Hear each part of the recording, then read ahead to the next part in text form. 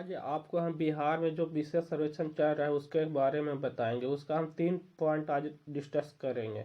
सबसे पहले ये सर्वे का लाने का मुख्य कारण क्या था। दूसरा हम बताएंगे इसका क्या क्या विशेषता है।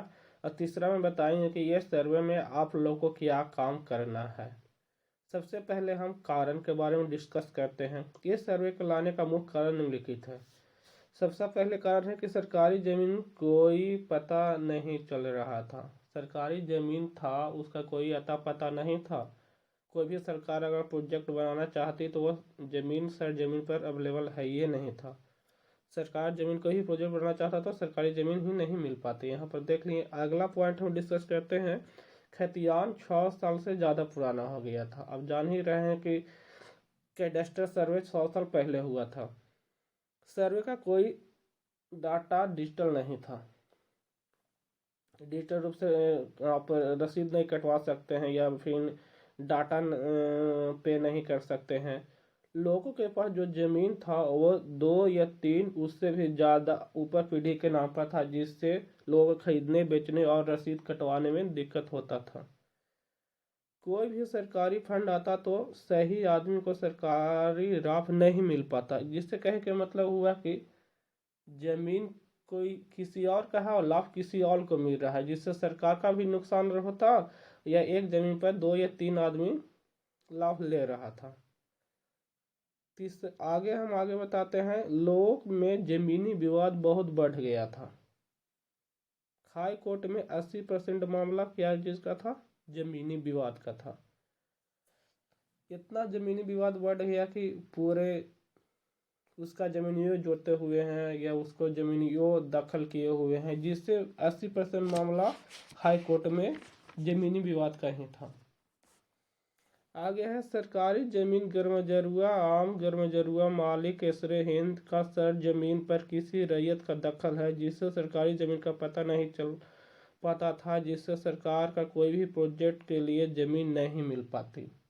कोई भी सरकार अपना स्कूल भी बनाना चाहता तो नहीं मिल पाता। आगे हम बताते हैं बिहार विशेष सर्वेक्षण की विशेषता क्या क्या है।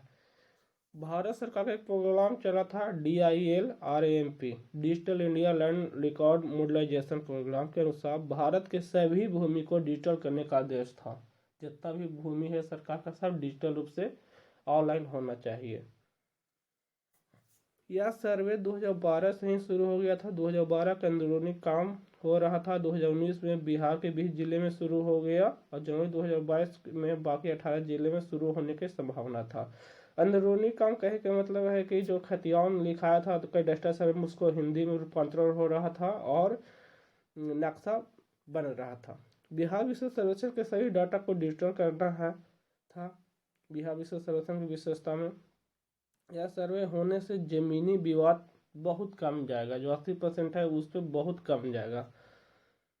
तीसरा में है इस सर्वे का नया खतियान भी डिजिटल रूप से बनना है और नया नक्शा भी डिजिटल रूप से बनना है। आगे है सरकार को लगान देने की सुविधा होगा। आप लोग अपने घर से लगान पे कर सकते हैं।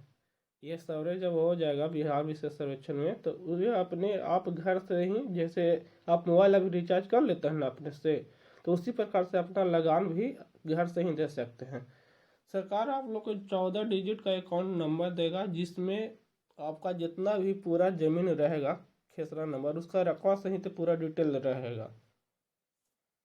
जब आप जमीन बेचते हैं या खरीदते हैं उसी समय बेचने वाले खाता से जमीन काटे जाएगा और खरीदने वाले में ज़मीन में जोड़ा जाएगा।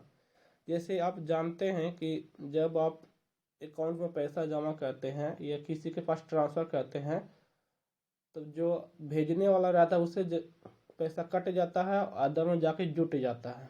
इसी तरह से ज़मीन भी हो जाएगा। अगर आपके पास 5 कट्ठा ज़मीन है तो 1 कट्ठा बेच दिए तो 4 कट्ठा आपको बचेगा और 1 कट्ठा आप दूसरे आदमी में जाके जुट जाएगा। ये सर्वे से इतना फायदा है।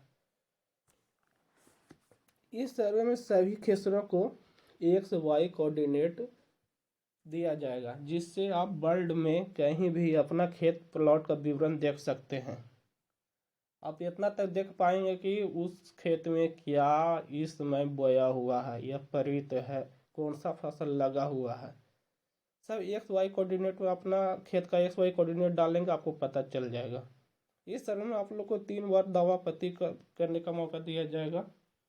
इस सर्वे में नया पहले से ही हवाई फोटोग्राफी के द्वारा फोटो खींचकर बना दिया गया है। बिहार सरकार 3 एजेंसी को नक्शा बनाने का काम दिया गया था, है ना। नक्शा पहले से ही बनकर तैयार हो गया है। हवाई फोटोग्राफी में 2.5 सेंटीमीटर तक आर या मेर साफ साफ देखा जाता है, जिससे कंप्यूटर को डिजिटाइज करके एक्यूरेसी में नक्शा बनाया गया। नक्शा के लिए फोटो 2014-2015 में लिया गया था। इस सर्वे में नापने के लिए ETS इलेक्ट्रॉनिक टोटल स्टेशन और DGPS differential global positioning system का प्रयोग किया गया। इसमें 1 mm की दूरी मापा जा सकता है। ये जो आपको देख रहे हैं मशीन, इसको इलेक्ट्रॉनिक टोटल स्टेशन कहा जाता है। इसमें हम रे की सहायता से डिस्टेंस नापते हैं, जिसमें हम एक सुई की नोक इतना दूरी को भी साफ साफ मेजर कर सकते हैं। आगे बताते हैं, ऑटो फोटोग्राफी पर किसी 2 बिंदु की दूरी 1 किलोमीटर से अधिक होगा तो वास्तविक क्षेत्र में 10 सेंटीमीटर का अंतर आएगा, और खुला क्षेत्र रहेगा जहाँ पर 20 सेंटीमीटर का अंतर आएगा, इससे ज़्यादा नहीं आएगा। अब आपको बताते हैं राइतों को क्या करना होगा इस सर्वे में। सबसे पहले आप लोग को अपना खेत का मेड़ ठीक कर ले जाके, जो भी आपका खेत है उसको मेड़ ठीक करो।